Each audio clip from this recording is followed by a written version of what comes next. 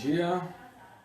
E hoje o estudo da Palavra de Deus será sobre Jesus, o Filho de Deus. Faremos uma investigação na Bíblia sobre esse tema, ver o que significa esse termo e o que ele tem a ver conosco, o nosso crescimento espiritual.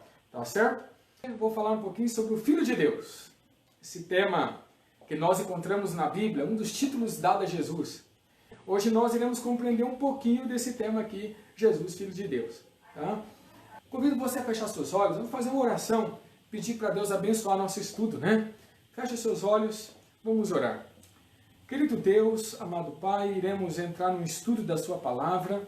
Pedimos que Teu Santo e Bom Espírito nos dirija nesse momento, para que possamos tirar da Tua Palavra a interpretação correta, o único sentido que a Tua Palavra quer nos transmitir nesse dia. E que esta mensagem, este princípio, sentido, possa impactar, transformar nossa vida também. Fique conosco, nos oriente, em nome de Jesus. Amém. Pronto, agora sim. A gente aprendeu hoje que uma das formas de interpretar corretamente a Bíblia é pedindo a direção do Espírito Santo de Deus, né? Ele tem que nos dirigir na interpretação correta da Bíblia. Bom, queridos, vamos ir então na palavra de Deus aí. Filho de Deus, o tema dado a Jesus. O que ele significa? Jesus na Bíblia, ele recebeu muitos títulos, né? O cordeiro, inclusive de serpente, ele seria serpente, seria levantada no deserto, né? Filho de Davi, e dentre esses temas, Filho de Deus. O que esse título significa? Seria a ideia de que Jesus seria um ser gerado por Deus, o Pai? Ele teria um começo, teria um fim, é isso que o título quer dizer? O que significa dizer que Jesus é o Filho de Deus? Como as pessoas da época entendiam este título? E qual a importância da compreensão deste título para a minha salvação? Por que é importante compreender isso para a minha salvação, para a minha vida espiritual, para o meu cristianismo, né? Bom, por fim, o que significa então dizer que Jesus é o Filho de Deus? Só para você ter uma ideia, a palavra filho, no Antigo Testamento, tem vários significados. Por exemplo, filho poderia indicar um neto. Está lá em 2 Reis, capítulo 9, verso 20. Né? Podia indicar neto. E aí chamava de filho. Também poderia ser uma pessoa de mais idade, se referindo a uma pessoa mais nova, filho. Isso está lá em 1 Samuel 26, 17, 21 e 25. Também poderia ser uma pessoa que possui uma qualidade ou uma essência. Por exemplo, como filho da paz. Quer dizer que ele era tão pacífico que ele parecia filho da paz. Ou filho do trovão. Quer dizer que ele era tão bravo, que parecia filho do trovão, né? Então, essência ou qualidade do ser, né? Poderia ser isso também. Filho também era usado para isso. Seguidor da fé. Filhos de Deus, agora dizendo aos cristãos que seguem por causa da fé, eram filhos de Deus. Também seres celestiais. Lembra da reunião de Jó? Lá em Jó, capítulo 1, verso 6, capítulo 2 também? Lá é dito que os filhos de Deus vieram para a reunião no céu. Filhos de Deus ali eram os anjos representantes dos seus planetas. Filhos de Deus. E também poderia ser produto do nascimento espiritual. Aquele que nasce no reino de Deus é um filho de Deus, né? Através da fé. Está lá em Romanos 8, 14, 15 e também 23. Então veja quantas ideias para filho. A pergunta é qual dessas pode ser aplicada para Jesus? Qual dessas pode ser aplicada para Jesus? Bom, e tem mais dois pontos ainda. Também um descendente. Né? Jesus é chamado filho de Davi por causa da descendência que Jesus seria rei. Da descendência de Davi, o trono de Davi. Pertencente a uma determinada classe. Né? Os filhos dos profetas. Não quer dizer que todos os profetas eram pais. Quer dizer que ele era profeta também. Pertencia àquela classe. Então, os filhos dos profetas. Está lá em 1 Reis 20, 35 e Amós 7, 14. Todos esses são utilizações para uma única palavra. Filho. E aí vem a questão, né? Qual dessas, então, se encaixaria melhor para Jesus? Bom, quando falamos de Jesus, falamos de um uso peculiar. Um uso que denota atribuição, essência, qualidade. Muitos reconheceram Jesus dessa maneira, como Filho de Deus. Quer ver, por exemplo? Mateus 14, 34. Lá é dito assim, e os que estavam no barco o adoraram, dizendo, verdadeiramente, este é o Filho de Deus, disseram lá. O contexto, uma tempestade que surge no mar, o barco é agitado pelos ventos, quase sendo tomado pelas ondas, Jesus dormia, e aí acordaram Jesus, falou, socorre-nos, socorre-nos, e Jesus levanta e dá a sua palavra de ordem, e diz então que os ventos se acalmam, o mar volta à sua normalidade, se acalma, vira uma paz, uma tranquilidade. E aí eles veem aquela ação de Jesus, ficam atônitos, espantados, e eles exclamam, verdadeira, quem é esse que até o vento e o mar lhe obedecem? E aí eles dizem, verdadeiramente este é o Filho de Deus. Ou seja, nessa declaração, aqueles homens ali, os discípulos ali reconheceram que eles não estavam diante apenas de um homem comum, mas ele estava ali de uma pessoa que era muito além disso. Ou seja, o Filho de Deus, como eles mesmos declararam. Assim eles reconheceram nessa palavra que eles estavam diante de um ser que além de humano, era também um agente divino. Um agente divino. A divindade teria sido revelada ali, segundo eles, viram na pessoa de Jesus. Em um segundo momento, Jesus pergunta aos seus discípulos, que dizem os homens ser o Filho do Homem? O que os homens andam dizendo aí que o Filho do Homem é? Quem eles dizem que eu sou? E aí eles dão várias respostas, Elias, e não sei o que, profeta. E Pedro dá a seguinte resposta em Mateus 16:16. Respondeu Simão Pedro e disse, tu és o Cristo, Christos, que no grego quer dizer o Messias, ou ungido. Tu és o ungido, o Messias. E aí ele fala assim, ó, o Filho do Deus vivo. O Filho do Deus vivo. Impressionante isso. Pedro declara ali nas suas palavras que Jesus, ele era o Filho do Deus vivo, o Filho de Deus. Ele reconhece ali o que foi reconhecido no barco também, né? Que não era apenas um ser humano, era muito além de apenas um ser humano. Declaração tremenda, então, essa aí de Pedro.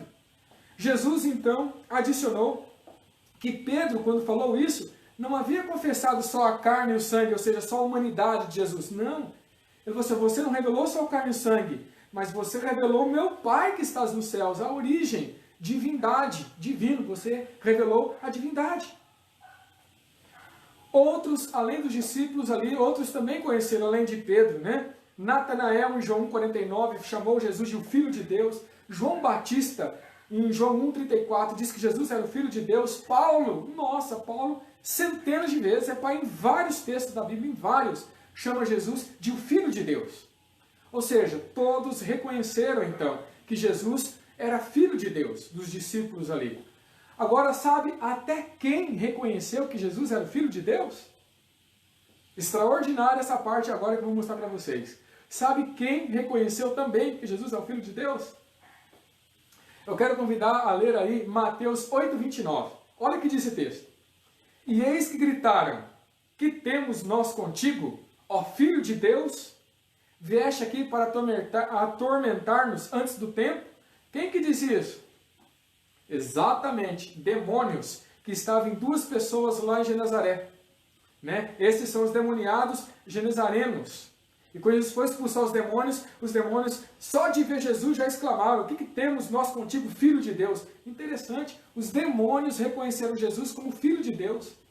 Agora, por que os demônios reconheceram Jesus como Filho de Deus? Simples.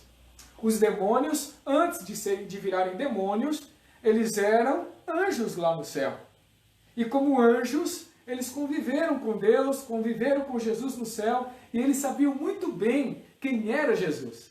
E agora, ao ver ali aquela pessoa andando, reconheceram Jesus encarnado ali. Reconheceram que eles estavam diante do Filho de Deus. E quando eles se depararam, automaticamente já exclamaram, que temos nós contigo? Veio aqui para nos atormentar? Impressionante, né? Até os demônios reconheceram que Jesus era o Filho de Deus. E infelizmente muitas pessoas na época negaram que Jesus era o Filho de Deus, rejeitaram que Jesus era o Filho de Deus. Mas os demônios reconheceram e tremeram e se espantaram. Em Lucas 4,41 diz assim, ó, também de muitos saíam demônios, gritando e dizendo, tu és o Filho de Deus. Ele, porém, os repreendia para que não falassem, pois eles sabiam ser ele o Cristo, o Messias, o ungido. Tremendo isso aqui. Veja que esse evento ocorreu num pôr do sol, onde trouxeram várias pessoas para curar, para fazer isso e aquilo, e também tinha no meio das pessoas endemoniados.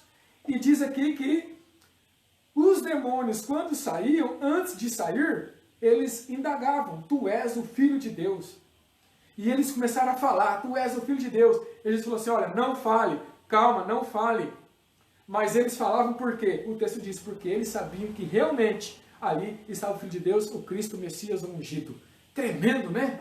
Tremendo esse texto aqui. Então, discípulos reconheceram, os demônios reconheceram que Jesus era o Filho de Deus. Bom, reconhecer Jesus é o Filho de Deus é uma coisa. A outra pergunta é: o que significa Filho de Deus? Esse termo que Jesus, ele usou para ele, Jesus usou, ele aceitou esse termo, e ele muitas vezes também se chamou de Filho de Deus. Ele também se denominou de Filho de Deus. Por que ele se denominava? Por que ele aceitava o que os outros chamavam? O que significa esse nome, esse título, Filho de Deus? Bom, quando, em uma ocasião, Jesus chamou Deus de seu Pai, isso trouxe indignação para os líderes da época. Sabe por que os líderes ficaram indignados quando Jesus se chamou de Deus de Pai, querendo dizer que ele era filho? Sabe por que os líderes ficaram indignados? Vamos ver aqui, ó. João 5, 17 e 18. Olha o que diz aí, João 5, 17 e 18. Mas eles lhe disse: meu pai trabalha até agora, e eu trabalho também. Por isso, pois, os judeus ainda mais procuravam matá-lo, diz o texto, porque não somente violava o sábado, mas também dizia que Deus era seu próprio pai, fazendo-se igual a Deus. Olha só, entendeu agora por que eles tentavam matar Jesus quando ele declarava que Deus era o Pai, ele o Filho? Ou quando ele aceitava o título de Filho de Deus, por que eles tentavam matá-lo? O texto está dizendo aí. O texto está dizendo que ao chamar de Filho e Deus de Pai, ou aceitar esse título para si, ele se fazia igual a Deus. Ele se fazia igual a Deus. Ou seja, em outras palavras, no português claro, né? Ele dizia que era Deus. É isso que eles entendiam. E essa palavra igual, na língua original da Bíblia, que é issos, no original grego, pode ser traduzido como igualdade de dignidade, igualdade de vontade e igualdade de natureza ou essência. Então, filho para Jesus aqui não é filho de gerado, gerou, nasceu, não é filho de gerado. O filho aqui não é expressão para neto, como nós vimos ali no início da mensagem. Filho aqui não é... Filho aqui é questão de essência, de natureza. A palavra igual aqui quer dizer igualdade de dignidade, vontade e natureza, essência.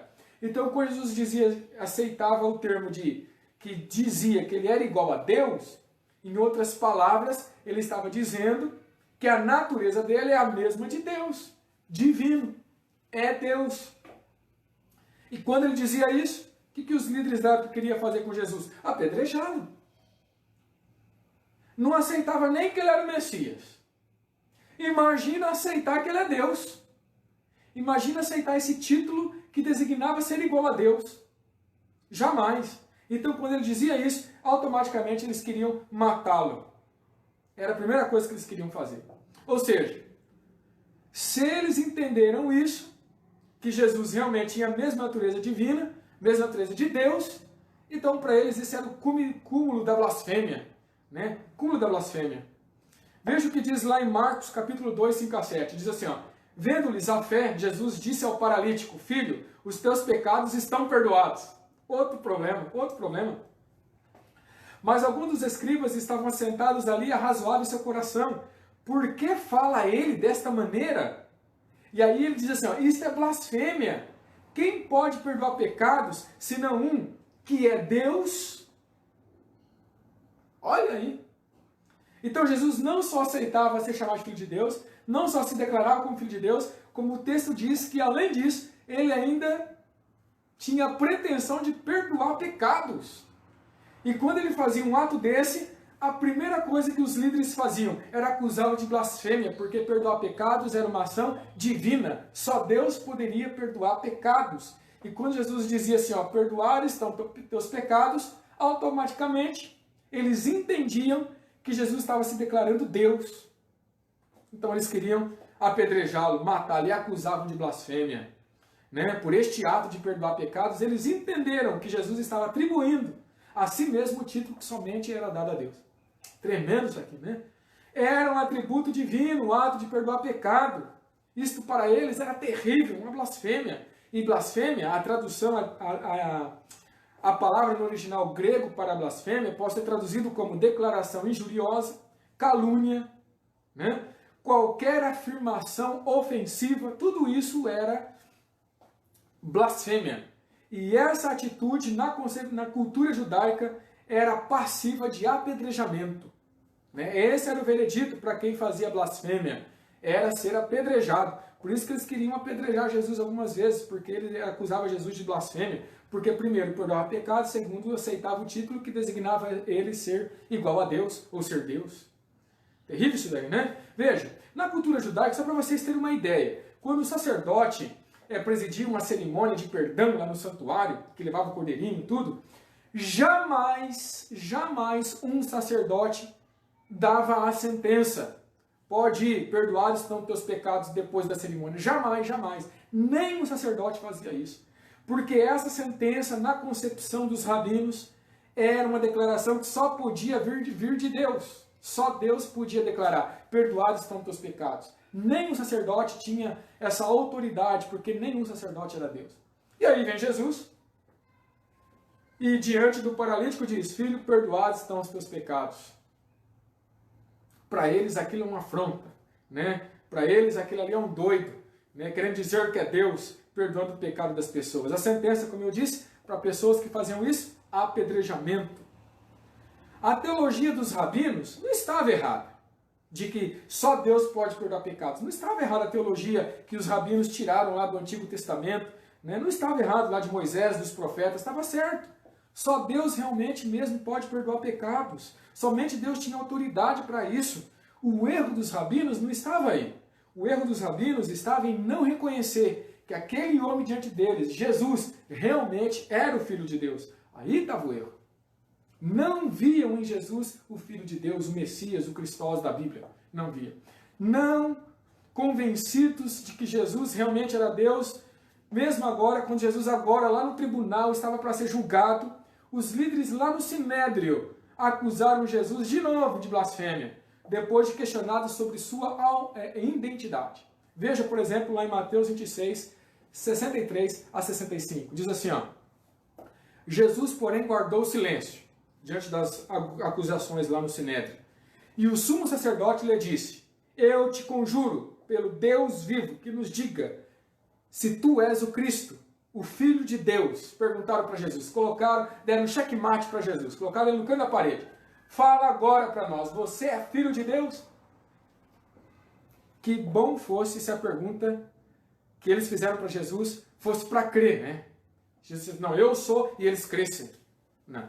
A gente sabe que não é isso. Eles perguntaram se Jesus realmente era o Filho de Deus, porque se ele dissesse que era, eles encontrariam um motivo para condená-lo. E foi isso que aconteceu.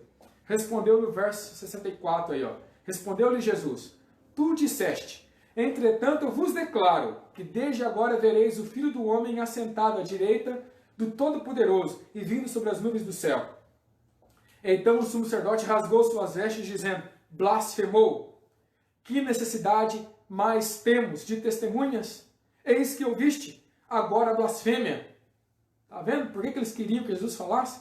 Só para encontrar motivo para acusá-lo de blasfêmia. E Jesus, lógico, ao perguntar, falou, você falou. Eu sou mesmo.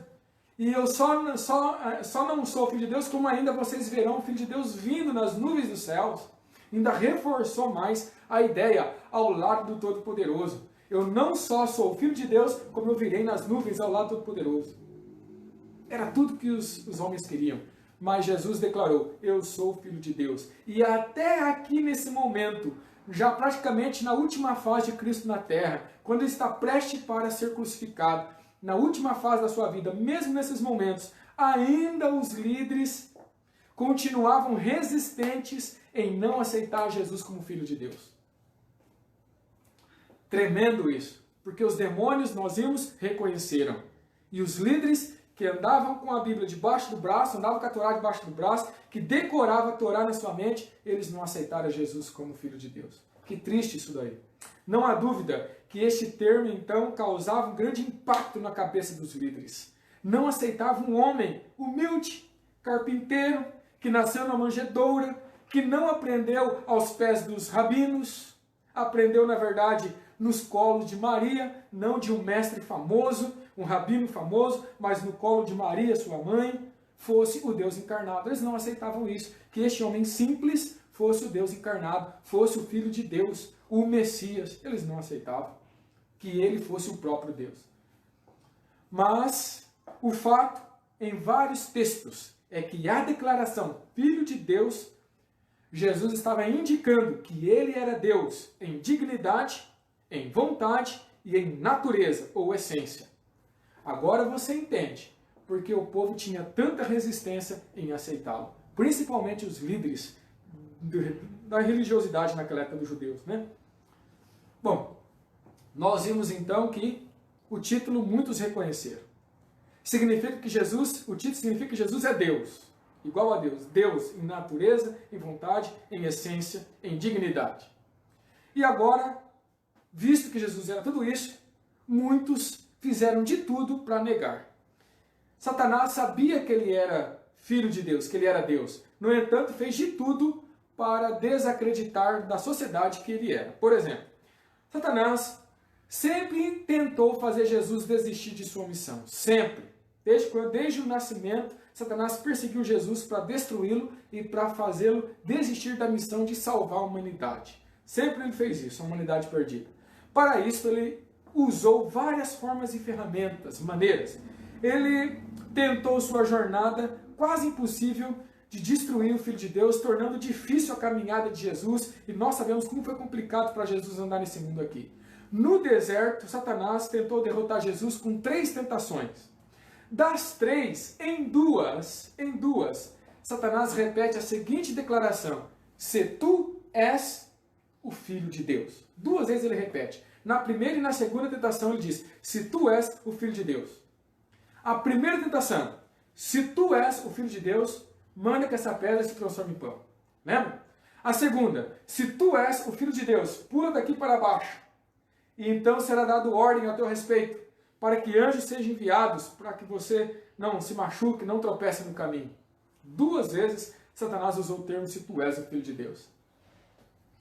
Sabe, queridos, Jesus, o primeiro aprendizado dele foi no colo de Maria. O primeiro aprendizado de Jesus foi no colo de Maria. Maria deu para Jesus as primeiras lições de que ele era uma criança especial, que ele tinha uma nobre missão. Maria ensinou para ele que ele não era uma criança qualquer, ele era o Filho de Deus.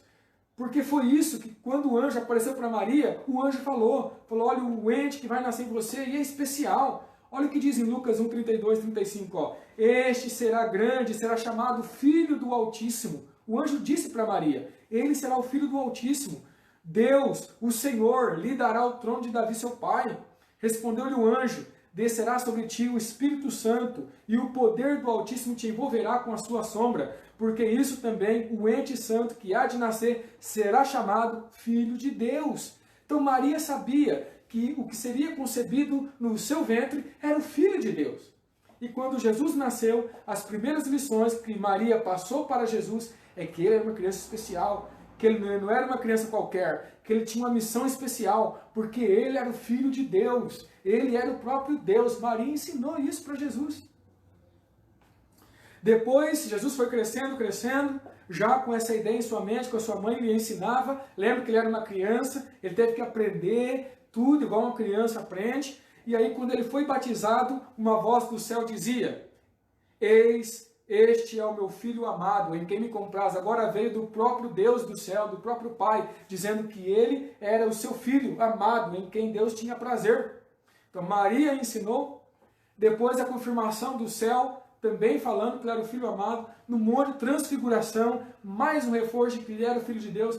Jesus tinha convicção de que ele era o Filho de Deus, que toda a vida dele foi para cumprir o que no Antigo Testamento falava a respeito dele. Jesus sabia disso, tinha certeza disso. Jesus sabia da sua identidade e qual era o seu objetivo na terra. Agora, lá no deserto, depois de 40 dias jejuando, aparece um ser que dizia que era o anjo de Deus. E esse anjo que aparece lá no deserto, as primeiras palavras para Jesus é: se tu és o Filho de Deus. Ora, Jesus sabia que ele era o Filho de Deus. Jesus sabia que ele era um ser divino. Ele sabia. E agora vem o anjo e diz: se tu és o Filho de Deus? Ora, queridos, qual a primeira coisa que vem na mente de Jesus? Esse ser que está falando aqui não é um anjo vindo do meu Pai. Porque se fosse um anjo vindo do meu Pai, esse anjo não questionaria minha identidade, dizendo se tu és. Ele saberia que eu sou, não colocaria dúvida nas palavras, não teria esse ser antes de tu és aí, não teria o ser, essa partícula que coloca dúvida. Automaticamente Jesus sabia que diante dele estava o farsante. Estava Satanás ali tentando enganá-lo, seduzi-lo, tentá-lo. Automaticamente ele percebeu. E quando ele falou: pede que essas pedras transformem em pães, Jesus respondeu: não só de pão viverá o homem, mas de toda a palavra que sai da boca de Deus. Jesus sabia que se fosse um anjo não teria dúvidas, até porque um anjo falou para Maria que ele nasceria. Um anjo anunciou para os pastores lá no campo que havia nascido o Salvador em Belém. E que agora a graça de Deus chegou para todos os homens, o favor chegou para todos os homens. Um anjo anunciou. E por que agora, no deserto, um anjo teria dúvidas? Era um farsante. Jesus sabia que era um farsante. Satanás tentou negar a ideia da divindade de Jesus para ele desistir da sua caminhada para a salvação da humanidade. Outros que tentaram negar, nós já vimos ali na parte anterior, os líderes. É notório na narrativa dos evangelhos, dos 4 evangelhos, como os líderes tentaram de tudo para tentar desmascarar Jesus, provar que ele é um farsante, que não é filho de Deus, coisa nenhuma. Os líderes tentaram fazer isso. Duvidavam, e desde o começo até o fim do ministério, os líderes ficaram no pé de Jesus com espiões, tentando desenvolver artimanhas, estratégias para derrubar Jesus. Jesus sabia disso.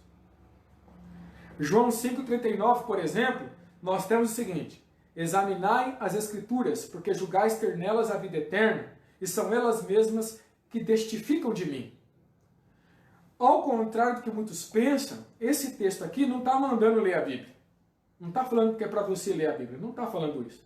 Na verdade, o que esse texto está fazendo é enfatizando aos líderes da época, do povo da época, os detentores da verdade, da interpretação da Bíblia, né? Aquele povo lá que vivia com a Torá na mente, debaixo do braço, lia lá nas sinagogas. Ele está tentando enfatizar para esse povo, né, que tinha a Bíblia decorada ali, que lia e relia a Torá, né, que eles liam, mas só viam o que eles queriam ver. Não atentavam para o que realmente as Escrituras falavam a respeito de Cristo. Eles não atentavam.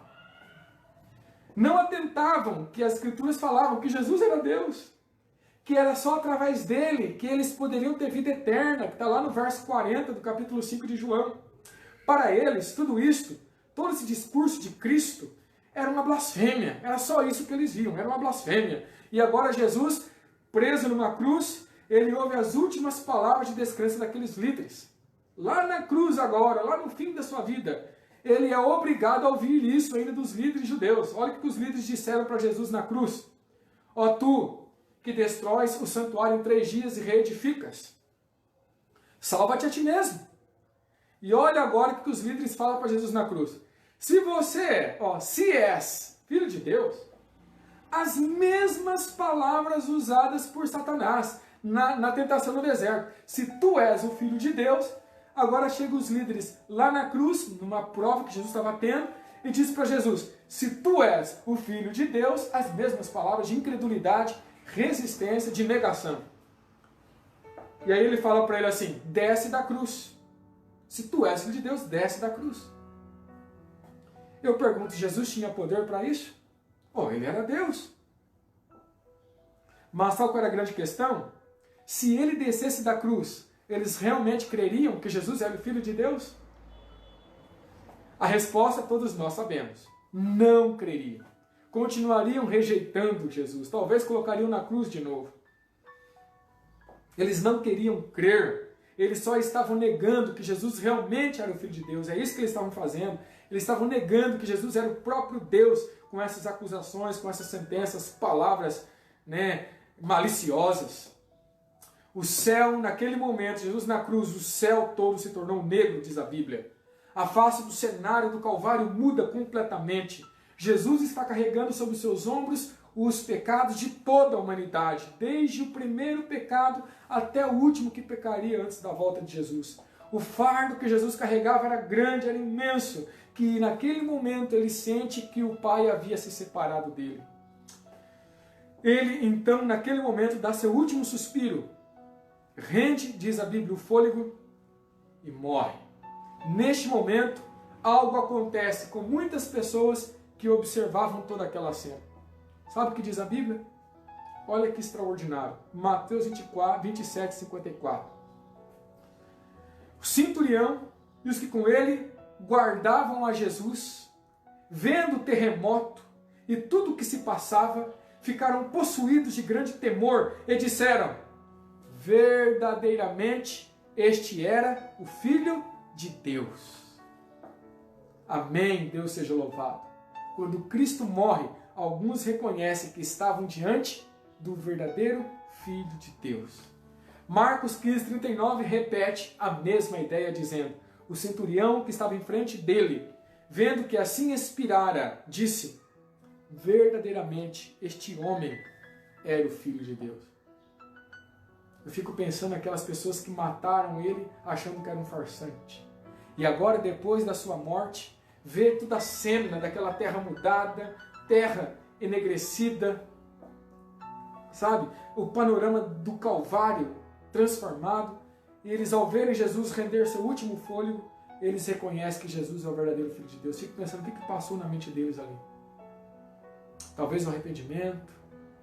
O que eu fiz, né? Matei o Filho de Deus. O que eu fiz? Matei o Filho de Deus. Talvez seja isso que tenha passado na cabeça deles ali. Após a sua morte e os efeitos que ela causou, alguns então passaram a reconhecer realmente que ali estava o Filho de Deus, o Deus encarnado. Amém? Ali estava o ser divino morrendo pelos pecados da humanidade e pelos pecados daquelas próprias pessoas que o levaram na cruz. Complexo isso, difícil de entender, mas esse foi o preço da minha e da sua salvação. Amém? Deus seja louvado por isso. O Filho de Deus, o próprio Deus, veio a essa terra e rendeu sua vida voluntariamente. Porque se ele quisesse, como aqueles líderes falaram, ele teria descido da cruz. Ou se ele não quisesse descer, um estalar de dedos e os anjos viriam ali e acabaria com tudo aquilo. Jesus teve uma tentação que nós nunca teremos, nunca teremos. Ele teve uma tentação que nós nunca teremos. Usar os nossos atributos divinos. Porque eu não sou Deus, ele era. Se ele quisesse ter usado os seus atributos divinos, ele poderia ter usado a qualquer momento. Se ele quisesse naquele momento manifestar sua divindade e fazer como aqueles líderes fizeram, descer da cruz e acabar com tudo, ele poderia fazer. Jesus foi tentado a usar muitas vezes sua divindade. Ele poderia ter sido tentado a usar sua divindade, mas ele não usou. Porque tudo que ele fez foi pensando em nós. Foi pensando na nossa salvação. Foi pensando na nossa condição como seres humanos caídos, pecaminosos e perdidos que somos. Tudo que ele fez, essa tentação de usar seus atributos divinos, ele venceu essa tentação, porque ele pensava em nós. João conclui seu evangelho registrando então as seguintes palavras, lá no capítulo 20, verso 31. Estes, porém, foram registrados para que creiais que Jesus é o Cristo, ou seja, o Messias, o ungido, o Filho de Deus, e para que crendo tenhais vida em seu nome. João escreveu seu evangelho com um propósito muito claro e definido: mostrar para o universo que Jesus é o Filho de Deus, o próprio Deus encarnado. Esse é o objetivo do evangelho de João. E no fim do seu evangelho ele conclui dizendo justamente isso. Tudo que eu escrevi é para que você, ao ler, creia que Jesus é o Messias, ele é o Filho de Deus, e que se você crer nele, você vai ter vida, você vai ter vida eterna. Tudo que ele escreveu era para esse propósito de João. Amém? Eu espero que no seu coração não haja dúvidas. Que Jesus é Deus, o Filho de Deus, o Deus encarnado. E que fez tudo isso para que eu e você tenha vida. Amém? Vida, vida eterna. Parte da nossa salvação é aceitar Jesus como Deus. João tinha esse objetivo no seu evangelho. Muitos o aceitaram na Bíblia, mas muitos também o rejeitaram. Mas a grande questão para Deus hoje é: e você? E você? Você o aceita? Como muitos aceitaram? Você o rejeita? Como a maioria na época o rejeitou? Essa decisão é sua hoje. Eles tiveram o momento deles de decidir. Hoje é o teu momento de tomar essa decisão. Aceitar não é apenas dizer assim, eu aceito em palavras. Aceitar, dentro da concepção da Bíblia, é levar uma vida em conformidade com esse Evangelho, com esse Jesus. Quando eu digo assim, eu aceito Jesus, quando eu digo eu aceito Jesus, quer dizer assim, eu aceito ter Ele como meu mestre, eu vou segui-lo, os seus passos. Tomé um dia falou, depois que Jesus morreu, e falaram para ele, ó, Jesus ressuscitou. Ele falou, eu não acredito que ele ressuscitou. Tomé mostrou incredulidade. Mas Jesus um dia apareceu para ele e se revelou. E quando ele viu, ele exclamou, Senhor meu, Deus meu. Jesus perdoou Tomé a sua incredulidade. Jesus o aceitou. Sabe, não foi fácil para Tomé. Ele passou por muitas lutas, muitas provas. A única pessoa que eles colocaram fé, que iria ajudá-los, morreu. Na mão dos romanos, na mão dos líderes judaicos, morreu. Suas esperanças estavam destroçadas. E agora alguém fala que ele ressuscitou? Ele não queria alimentar esperanças de novo, para ser decepcionado de novo. Então escolheu o lado da dúvida. Escolheu crer que não, ele não ressuscitou, vocês estão inventando. Mas Jesus alcançou o coração dele. Jesus apareceu para ele e falou, toque aqui. Tocou, viu, creu. E ele então exclamou, Senhor meu, Deus meu. E aqui de maneira muito clara ele diz, Senhor meu, falando para Jesus, Deus meu, reconhecendo diretamente que Jesus era Senhor e era Deus. Deus seja louvado por isso. Eu não sei como você está. Eu não sei como está a sua vida. Eu não sei como estão as circunstâncias da sua vida, as lutas e provas que você tem passado. Eu não sei. Eu não conheço a intimidade da sua vida. Mas eu sei que todos nós passamos por provas e lutas. Alguns às vezes menos, outros talvez mais. Mas a luta, para cada um que passa, sempre vai ser grande. Porque cada um tem a sua dimensão da sua própria luta. E talvez você está passando por uma luta que você vê que talvez não vai conseguir passar. Está muito grande, está difícil. Eu não sei, parece que eu não vejo luz no final do túnel. A luta está grande, Senhor. Não sei se eu vou dar conta de vencer. Talvez essa é a sua batalha hoje. Mas uma coisa eu sei, assim como Jesus alcançou Tomé nas suas lutas, na sua esperança destroçada, eu quero dizer que Jesus pode nos alcançar também. Amém? Você só precisa crer que o Filho de Deus, Jesus, é o próprio Deus. Uma pessoa da divindade e que tem poder suficiente para te ajudar, para te socorrer. Um Deus que passou pelas mesmas coisas que nós quando encarnou e andou nessa terra. Ele que entende você. A Bíblia diz lá em Hebreus 4, 14 a 16, tendo, pois, a Jesus, o Filho de Deus, o próprio Deus, como grande sumo sacerdote que entrou nos céus, guardemos firmes a nossa confissão, porque nós não temos um sumo sacerdote que não possa compadecer-se das nossas lutas, fraquezas. Antes, foi ele tentado em todas as coisas, a nossa semelhança, mas sem pecado.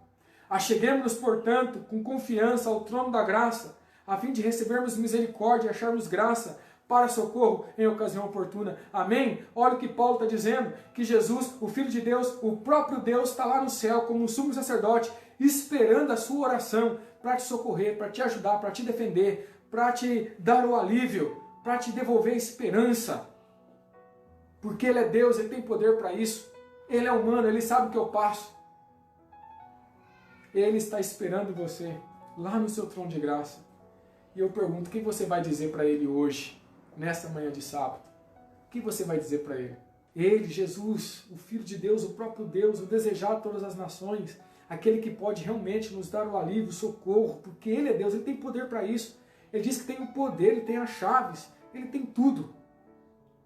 E tudo que Ele tem é para ajudar você. Jesus é o único desejado das nações. Ele é o Filho de Deus, portanto, o próprio Deus, que está lá no trono, esperando a minha confissão, esperando eu chegar ao trono de graça, para me conceder o socorro que eu preciso em tempo oportuno. Então por que se demorar? Que possamos chegar a esse trono de graça hoje. Que possamos chegar diante desse Deus que está lá e me entende, esperando para interceder por mim. Amém? Vamos nesse momento fechar nossos olhos então. Vamos fazer uma oração especial para esse momento. Oremos. Querido Senhor, amado Deus, obrigado, porque um dia Jesus veio a essa terra. Jesus, que é o Filho de Deus, o próprio Deus encarnado, aquele que nos entende e que hoje se encontra à direita do trono, está lá como sumo sacerdote para interceder por nós. E Ele espera que cada um de nós possamos chegar a esse trono, confessando os nossos pecados, levando as nossas fraquezas, levando as nossas provas, as nossas dificuldades, as nossas lutas que nós enfrentamos dia a dia nesse mundo de pecado. Não importa se são provas de natureza de saúde, relacionamento, filhos, espiritualidade. Deus, Jesus é o Filho de Deus, Ele tem poder suficiente para ajudar a todos, independente dos problemas. E hoje o Senhor nos convida para irmos. Nos ajuda, Senhor, a chegarmos a esse trono de graça hoje. Que a compreensão de que Jesus é Deus nos leve também a uma transformação da nossa vida. E que possamos entender que hoje nós temos que viver para Deus, para agradá-lo. E Ele tem poder para nos ajudar nessa nova caminhada. Fique conosco. Abençoe esse dia, abençoe esse sábado, nossa vida hoje. Todos aqueles que esteve juntamente conosco nesse momento, abençoe também. E aqueles que ainda irá assistir essa apresentação, abençoe eles também, que também eles sejam tocados por essa mensagem. Nós te rogamos em nome de Cristo Jesus. Amém, Senhor.